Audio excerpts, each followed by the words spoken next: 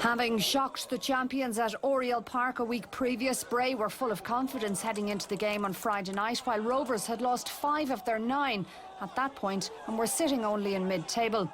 In a goal fest, Rovers were first off the mark. Mealy combined with Gavin Burke, a defensive slip, and it ran kindly for Darren Meenan to fire his side in front. Rovers have had their critics this season. Perhaps this goal would lift a little pressure. They say 1-0 is a dangerous lead in football. Rovers went about trying for a second straight away. They broke quickly on the counter. Burke's ball over the top for Shaw wide. Some neat footwork though brought him inside. He got inside Clancy, though pulled the shot the wrong side of the upright. Unusually, Bray took a long time to settle into the game, but they should have levelled matters on the half hour. The reinvigorated McCabe found Aaron Green, his goal-bound shot parried by Chinchinski, only for Ryan Brennan to somehow blast it off the bottom of the post. Rovers had a let-off, but would they learn from it? The home side would level matters just over 10 minutes later.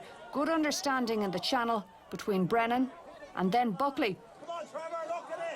And it was Buckley's cross which was met perfectly by man of the moment Gary McCabe, his 10th of the season and his first against his former employers.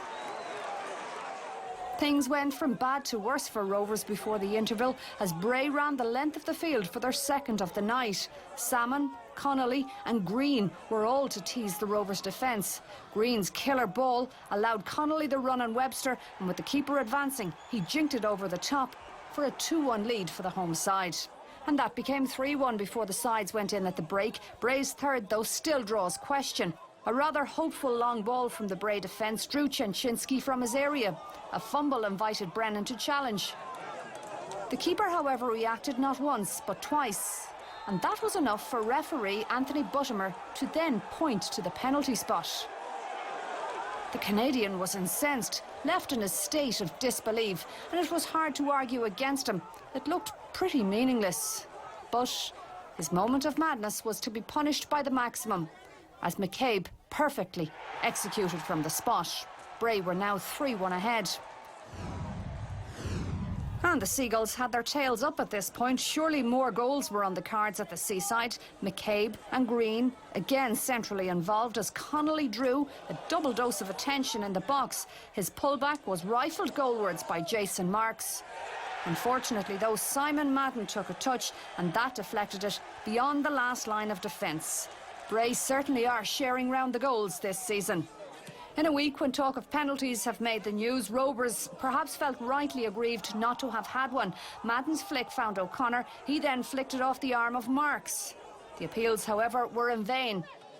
Rovers then pressed the self-destruct button. Well, sub O'Connor did 3 minutes from time. Heading nowhere, he reacted to a little goading from Connolly by clipping his heels.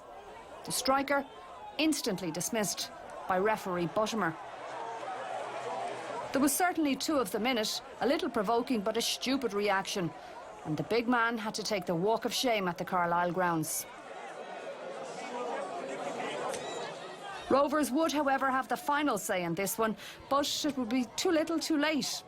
Another of their substitutes, James Duna, looked for assistance in the box. He didn't get it, so he scored himself. It's a simple enough game, this, sometimes at least.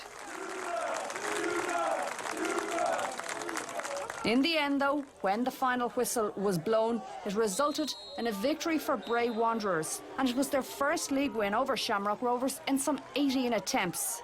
I think now they'll be eyeing a European spot come the end of the season.